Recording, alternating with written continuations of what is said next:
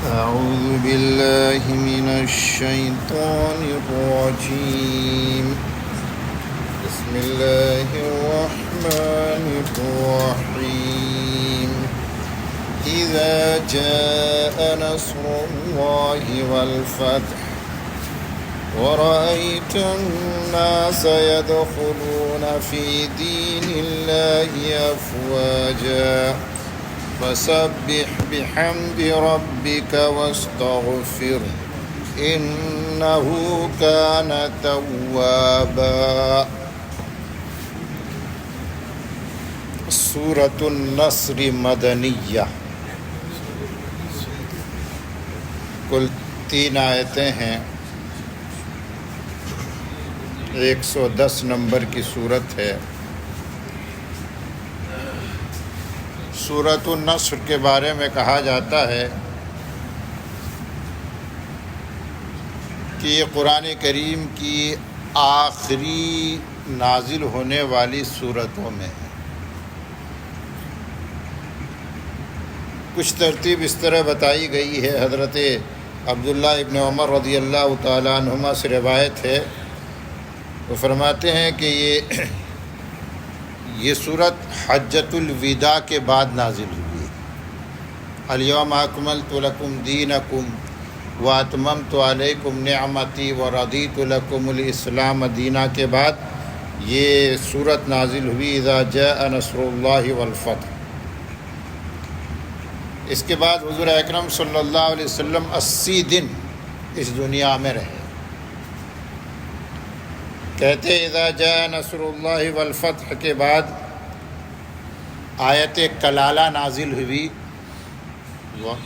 میراث میں ایک آیت آتی ہے جس کو آیت کلالہ کہا جاتا۔ کلالہ اس مرد عورت کو کہتے ہیں جس کے وارثوں میں کوئی زندہ نہ ہو، نہ اصول میں نہ فروع میں، تو اس کو کلالہ، تو اس کا میراث کیسے تقسیم ہوگا وہ آیت کلالہ میں اس کا تذکرہ ہے۔ اس کے بعد حضور اکرم صلی اللہ علیہ وسلم 50 دن اس دنیا میں زندہ رہے۔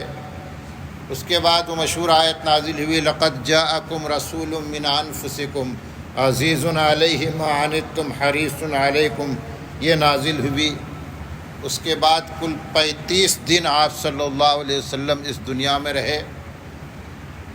اس کے بعد پھر آخری آیت سورہ بقرہ کی 281 نمبر کی آیت ہے، وَاتَّقُوا يَوْمًا تُرْجَعُونَ فِيهِ إِلَى اللَّهِ۔ اس کے بعد بعض روایتوں میں 21 دن کی بات آتی ہے، لیکن مشہور یہ ہے کہ 7 دن آپ کی وفات سے 7 دن پہلے یہ آخری آیت سورہ بقرہ کی 281 نمبر کی نازل ہوئی۔ اس کی کچھ تفصیل آپ کے سامنے آ گئی۔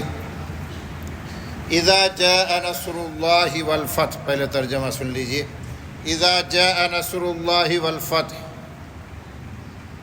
جب آ جائے اللہ کی مدد اور فتح ہو جائے، وَرَأَيْتَ النَّاسَ يَدْخُلُونَ فِي دِينِ اللَّهِ أَفْوَاجًا، اور تو دیکھ لے لوگوں کو داخل ہو رہے ہیں اللہ کے دین میں فوج در فوج، گروہ در گروہ، جوق در جوق۔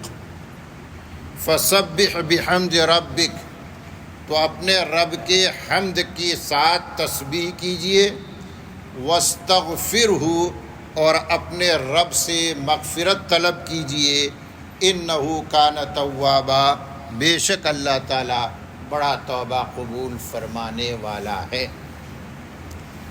کہتے ہیں کہ جب یہ سورت نازل ہوئی،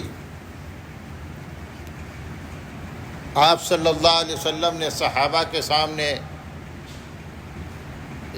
اس کی تلاوت فرمایا تو صحابہ عام طور پر خوش ہوئے، اس لیے کہ اس میں ایک پیشین گوئی کی گئی ہے فتح کی۔ فتح مطلب کامیابی، اور اس سے کون سی کامیابی سمجھی گئی؟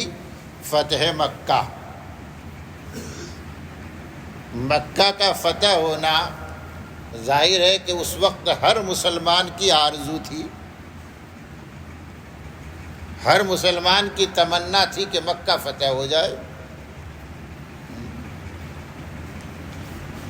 یہ صرف مہاجرین کی تمنا نہیں تھی، مہاجرین تو خیر مکے کے رہنے والے تھے، وہ ہجرت کر کے گئے تھے یہاں سے، ان کی تو تمنا تھی ہی، لیکن چونکہ آپ صلی اللہ علیہ وسلم کی تمنا تھی کہ مکہ دارالاسلام بن جائے، اس لیے ہر مسلمان کی تمنا تھی کہ مکہ فتح ہو جائے، مکہ دارالاسلام بن جائے۔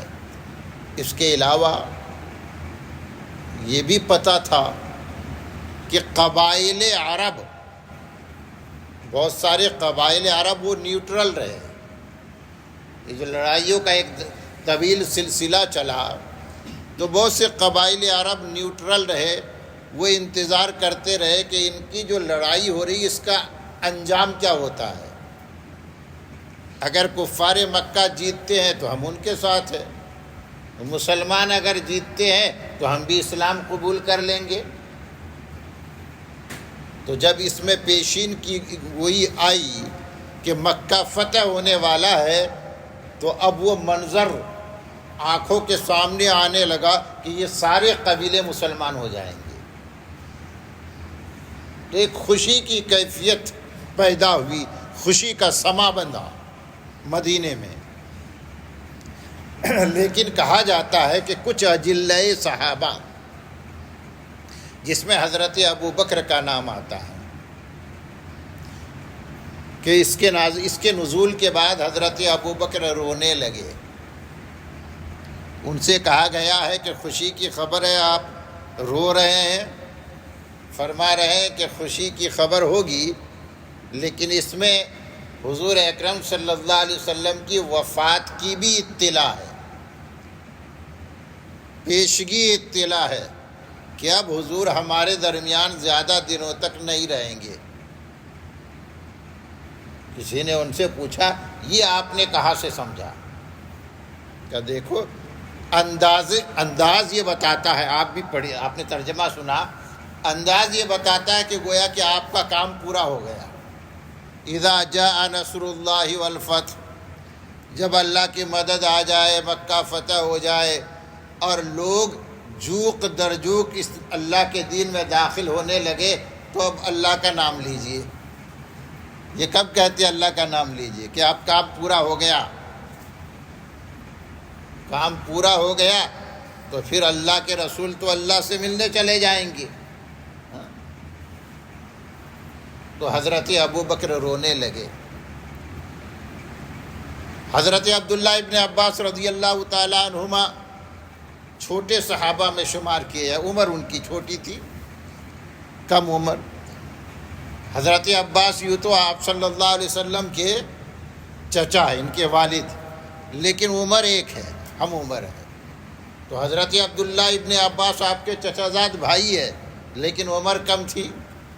حضرت عمر رضی اللہ تعالی عنہ نے اپنی جو مشاورت کی کمیٹی بنائی تھی نا، ایڈوائزری کمیٹی، تو حضرت عبداللہ ابن عباس کو باوجود کم عمری کے شامل کیا تھا۔ تو کسی کو شکایت ہوئی کہ یہ چھوٹا سا لڑکا یہ ہمارے درمیان بیٹھتا ہے، یہ سمجھ میں نہیں آتا، اس کو ہمارا درجہ دیا جاتا ہے، تو حضرت عمر رضی اللہ تعالیٰ عنہ نے ان کا ایک مرتبہ امتحان لیا اور اسی عنوان پر لیا کہ بتاؤ اذا جاء نصر اللہ والفتح سے تم نے کیا سمجھا؟ تو سب نے اپنی بات بتائی کہ اس میں خوشی کی خبر ہے، پیشگی اطلاع ہے، وغیرہ وغیرہ۔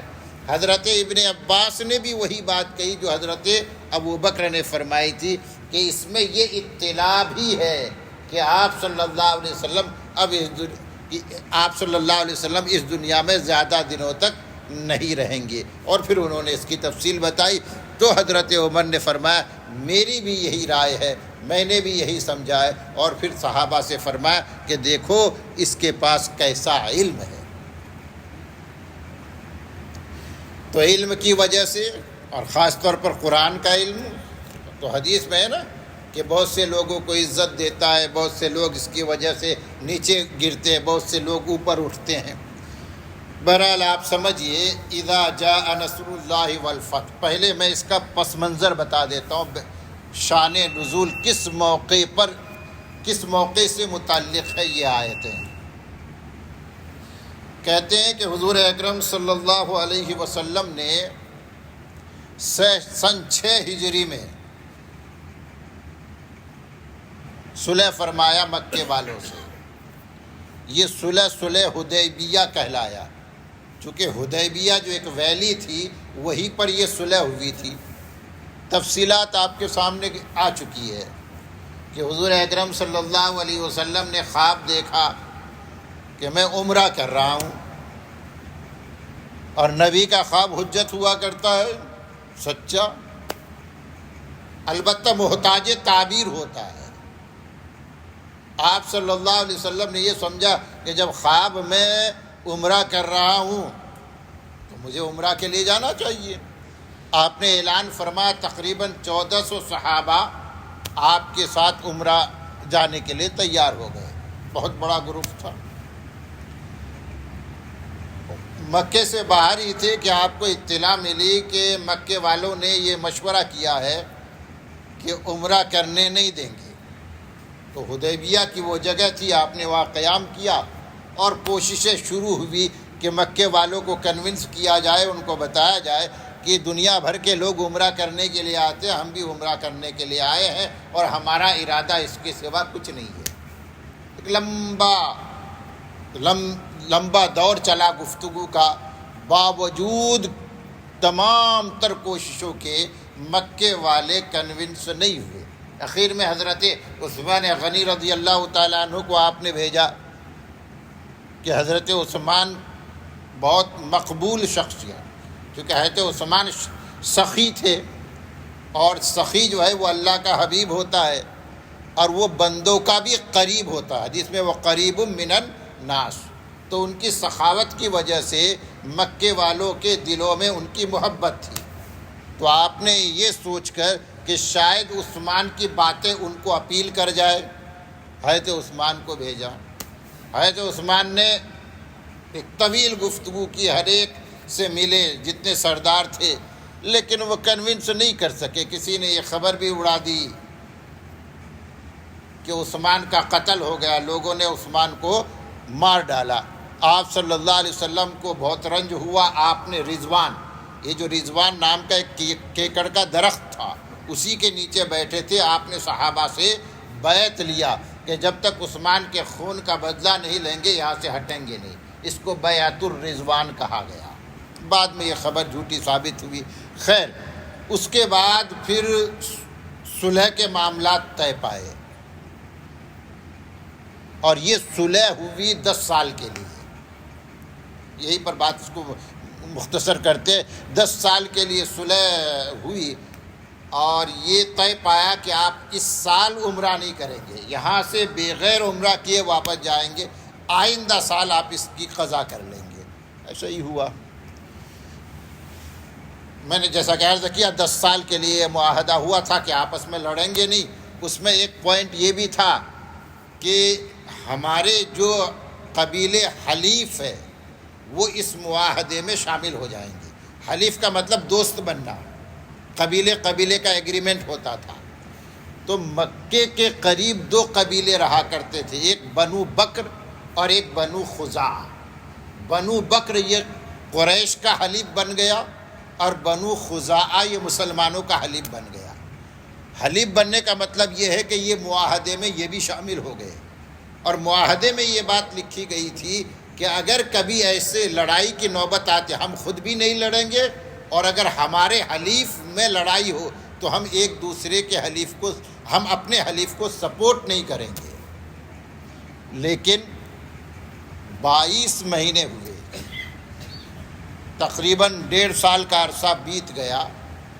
بات بالکل صحیح رہی، سچی، یعنی معاملہ صحیح آگے بڑھتا گیا کہ بنو بکر اور بنو خزاعہ میں لڑائی شروع ہو گئی. یہ پہلے بھی لڑتے رہتے تھے لیکن حلیف بنے ہوئے تھے تو لڑائی سے رکے ہوئے تھے. لڑائی شروع ہوئی تو مکے والے اس صلح کی وجہ سے اس بات کے پابند تھے کہ وہ بنو بکر کو سپورٹ نہیں کرتے، لیکن انہوں نے سپورٹ کیا. بلکہ مکے سے بہت سے لوگ چپکے سے گئے اور لڑائی میں بالکل بالمشافہ انہوں نے شمولیت اختیار کی، اور بنو خزاعہ کے 13 آدمی اس میں مارے گئے، وہ کمزور پڑ گئے۔ عمرو بن سالم خزاعی ان کے سردار ہوا کرتے تھے۔ لڑائی کے بعد تقریباً 40 سواروں کے ساتھ یہ مدینہ پہنچے، اور مدینہ پہنچ کر حضور اکرم صلی اللہ علیہ وسلم سے سارا ماجرا بیان کیا کہ مکے والوں نے بنو بکر سے ہماری لڑائی ہوئی، اور مکے والوں نے اس طرح آپ کے معاہدے کی خلاف ورزی کی۔ آپ صلی اللہ علیہ وسلم نے حضرت حمزہ رضی اللہ تعالیٰ عنہ کو مکہ روانہ فرمایا۔ 3 آپشن ان کو دیے گئے کہ آپ ان سے اس بارے میں گفتگو کیجئے کہ انہوں نے معاہدے کی خلاف ورزی کیوں کی، اور جب معاہدے کی خلاف ورزی ہوئی تو آپ ان سے یہ کہیے کہ یا تو یہ جو 13 مقتولین ہیں ان کی دیت ادا کرے، خون بہا، دیت ادا کرے۔ اگر دیت ادا نہیں کرتے ہیں تو بنو بکر کو اپنے سے وہ جو حلیف ہے وہ ان سے اظہار برات کر لیں، اعلان کر لیں کہ بنو بکر آج سے ہمارے حلیف نہیں رہے، ان کو الگ کر دے اپنے آپ سے۔ یہ دوسرا آپشن تھا۔ تیسرا آپشن تھا کہ یہ جو معاہدہ ہے اس کو ختم مانا جائے، فسخ معاہدے کا اعلان ہو جائے۔ حضرت حمزہ رضی اللہ تعالیٰ عنہ پہنچے، رؤسائے مکہ سے گفتگو فرمایا، اور یہ 3 آپشن ان کے سامنے رکھے۔ انہوں نے انکار کر دیا کہ نہیں، ہم دیت بھی نہیں دیں گے اور ان کو اپنے سے الگ بھی نہیں کریں گے۔ اگر فسخ ہوتا ہے معاہدہ تو ہم معاہدہ فسخ کرنے کے لیے تیار ہیں۔ چنانچہ حضرت حمزہ اسی فیصلے کے ساتھ کہ اب معاہدہ باقی نہیں رہا، مدینے واپس آ گئے۔ آپ صلی اللہ علیہ وسلم نے یہ جو یہ خزاعی سردار آیا تھا، آپ نے ان سے جب ماجرا سنا تو چادر تان کر کھڑے ہو گئے، کہنے لگے کہ اگر میں اسی طرح تمہاری مدد کروں گا جس طرح میں اپنے معاملے میں اپنی مدد کرتا ہوں، یعنی اب یہ تمہارا معاملہ تمہارا نہیں، ہمارا معاملہ ہے۔ اور حضرت حمزہ کی واپسی کے بعد طے ہو گیا کہ معاہدہ ختم۔ آپ نے اب مکے کی طرف روانگی کا ارادہ فرما لیا کہ اب مکے کی طرف کوچ کرنا ہے، مکہ فتح کرنا ہے۔ ادھر حضرت حمزہ کی واپسی کے بعد مکے والوں کو احساس ہوا کہ یہ ہم سے غلطی ہوئی، ہمیں ان کے آپشن قبول کر لینا چاہیے۔ تو انہوں نے پھر ابو سفیان رضی اللہ تعالیٰ عنہ کو مدینے روانہ فرمایا۔ یہ مدینے پہنچے، آپ صلی اللہ علیہ وسلم سے انہوں نے گفتگو کی، لیکن کوئی مسئلہ حل نہیں ہوا۔ آپ نے ان کی گفتگو سن کر انسنا کر دیا۔ حضرت ابو بکر کے پاس گئے کہ آپ سفارش کر دو، حضرت عمر کے پاس گئے، آپ سفارش کر دو، لیکن ان لوگوں نے کہا کہ معاملہ اس سے آگے بڑھ چکا ہے۔ یہ اخیر میں پھر حضرت علی رضی اللہ تعالیٰ عنہ کے پاس گئے۔ حضرت علی رضی اللہ تعالیٰ عنہ کے پاس گئے تو حضرت حسن بھی بیٹھے تھے، حضرت فاطمہ بھی۔ ابو سفیان کہنے لگے کہ میرے خیال میں آپ ہم سے سب سے زیادہ قریبی رشتہ دار ہو، یعنی مدینے میں آپ سے زیادہ قریبی رشتہ دار ہمارا کوئی نہیں ہے، آپ ہی ہماری سفارش کر دو۔ حضرت علی رضی اللہ تعالیٰ عنہ نے بھی یہی فرمایا کہ کوئی فائدہ نہیں۔ انہوں نے حضرت فاطمہ سے بھی فرمایا کہ آپ ابا جان سے ہماری سفارش کر دیجئے۔ اخیر میں ابو سفیان نے کہا اچھا میں اب کیا کروں، آپ مجھے کوئی مشورہ تو دو۔ کہنے لگے کچھ سمجھ میں تو نہیں آ رہا ہے، سوائے اس کے کہ آپ مجمع میں جائیے اور اپنے طرف سے اعلان کر دیجئے کہ یہ جو ہمارا معاہدہ تھا میں اس کو رینیو کرتا ہوں، یعنی اب وہ معاہدہ جو ٹوٹنے کے کگار پر تھا میں اس کو پھر جوڑتا ہوں۔ یہ کہہ کر آپ چلے جائیے، اس سے زیادہ اب کچھ نہیں ہو سکتا ہے، چنانچہ یہ جو حضرت ابو سفیان تھے مسجد نبوی پہنچے، لوگ تھے اور کہا اے لوگوں سنو، میں اس معاہدے کی تجدید کرتا ہوں، اور یہ کہہ کر چلے گئے۔ مکے والوں نے پوچھا کہ کیا بات ہوئی، تو انہوں نے اپنا یہ تفصیل بتائی۔ وہ سمجھ گئے کہ یہ تو کوئی بات ہی نہیں ہوئی، آپ نے اپنی طرف سے بات کہہ دی، سامنے والے کا ریئیکشن کیا تھا وہ تو آپ نے بتایا نہیں، انہوں نے ہاں بولا کہ نہ، کہ ان کے طرف سے تو نہ ہی ہے، تو اس کا مطلب یہ ہے کہ معاہدہ ختم ہو گیا۔ اور اس کے بعد پھر حضور اکرم صلی اللہ علیہ وسلم نے مکے کے طرف روانگی کا مکمل ارادہ فرمایا، اس کے لیے تیاریاں شروع ہوئی۔ کل انشاءاللہ آگے کی بات۔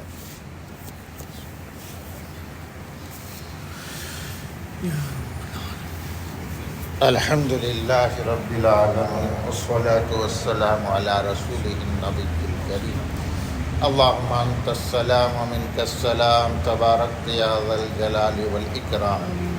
ربنا ظلمنا انفسنا وان لم تغفر لنا وترحمنا لنکونن من الخاسرین۔ یا اللہ ہمارے گناہ معاف فرما دے، یا اللہ ہمارے گناہ معاف فرما دے، ہماری خطائیں لغزشیں معاف فرما دے۔ اب تک جتنے گناہ کیے ہیں یا اللہ سارے گناہ معاف فرما دے، آئندہ گناہوں سے بچے رہنے کی توفیق عطا فرما۔ یا اللہ بہت کمزور ہیں، یا اللہ بے بس ہے، لاچار ہیں، یا اللہ تیری رحمت کا سہارا درکار ہے، ہر آن ہر لمحہ درکار ہے۔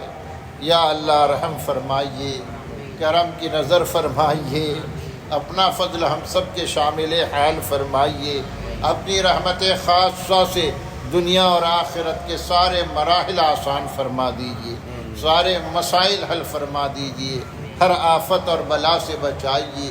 یا اللہ اچانک کی موت سے، بری موت سے بچائیے، یا اللہ ایمانی موت مقدر فرمائیے، مرتے وقت کلمہ نصیب فرمائیے، یا اللہ لمحہ لمحہ عافیت عطا فرمائیے۔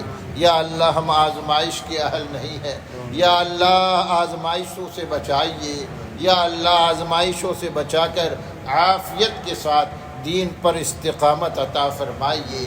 امت مسلمہ کے حال پر رحم فرمائیے، ہر فرد امت کی جان، مال، عزت و آبرو کی حفاظت فرمائیے۔ سبحان ربک رب العزت عما یصفون وسلام علی المرسلین والحمد للہ رب العالمین۔